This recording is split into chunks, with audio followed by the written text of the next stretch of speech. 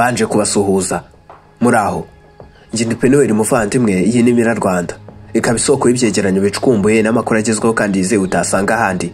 Muri aka kanya biragoye kugira indi nkuru twabatangariza mu gihe bidusaba kuryamira amajanja maze twirinda kwicwa n'icyorezo cya Marburg. Bivuze ngo muri aya makuru tugiye kuvuga kuri Marburg. Nkuko twabyiyemeje, buri nkuru yose izajya icicikana kuri Marburg tuzatuyibagezaho. Buri makuru mashya yose muzajya muhita muyamenya kugira ngo twirinde iki cyorezo.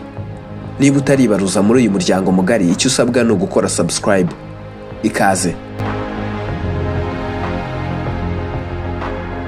Biri kwihuta cyane ibyemezo cyangwa imyanzuro iri gufatwa.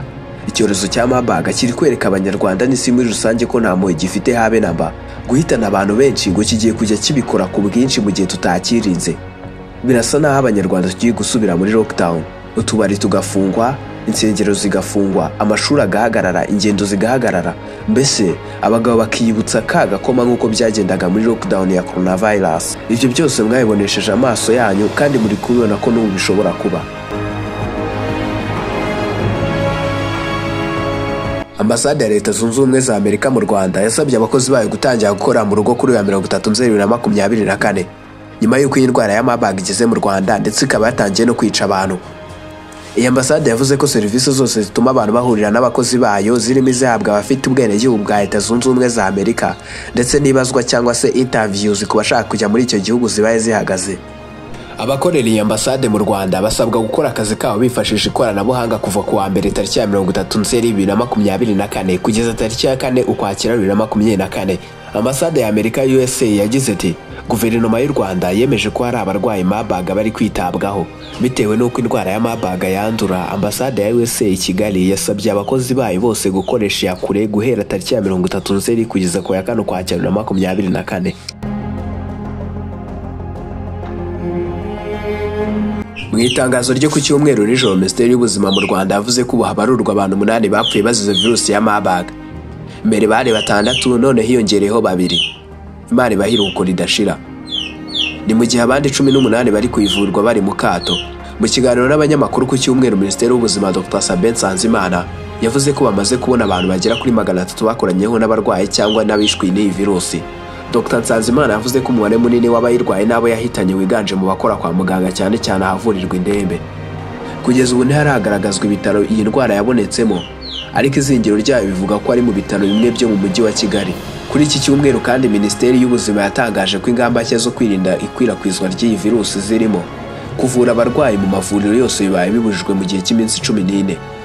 Uwapfuye azize Marburg nta kiriyo gikorwa gihuza abantu benshi mu rugo. Gushyingura uwazize Marburg bizajya bikorwa hari abantu batarenze 50. Uwazize iyi ndwara kandi ntabwo azajya asezerwaho mu ngo no mu nsengero.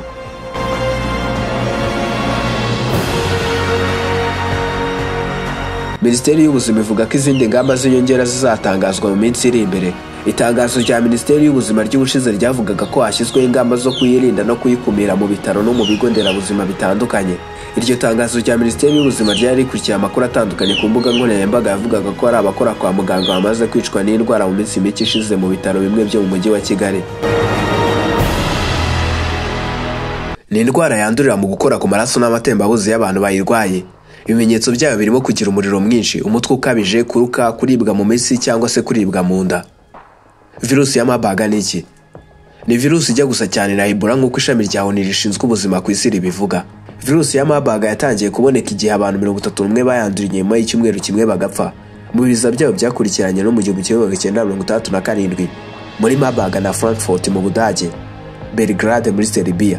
Iyi ndwara basanze yaraje iturutse mu nkende zinjiye mu Budage zivuye mu gihugu cya Uganda, ariko kuva icyo gihe virusi yagiye ica no mu zindi nyamaswa.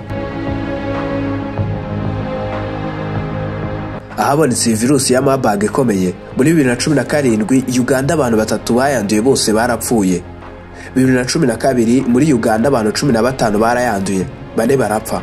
Muri 2005 mu gihugu cya Angola abantu 374 barayanduye, 329 barapfuye. 1998 kugeza mu 2000 muri DR Congo abantu 154 barayanduye, muri bo 128 barapfuye. Mu 1967 mu gihugu cy'Ubudage abantu 29 barayanduye, 7 barapfuye. No mu Rwanda muri 26 bamaze kuyandura. Kuri ubu ngubu abantu 8 muri bo bamaze gupfa. Abakristo cyangwa se abizera Imana bamwe bari kuvuga ko turi mu minsi y'imperuka. Ese ko turi mu minsi y'imperuka, ese wowe maze kumenya iby'iyi Marburg uri kumva hakorwa iki? Ese natwe dusubire muri lockdown, amashuri ahagarare, ahantu hateraniye abantu hose hahagarare? Igitekerezo cyawe muri comment. Ndabashimiye ko mwabanye nanjye. Mbifurije amahoro n'amafaranga, mugwiza amashyo, tuzongere guhura amatavuna imitozo.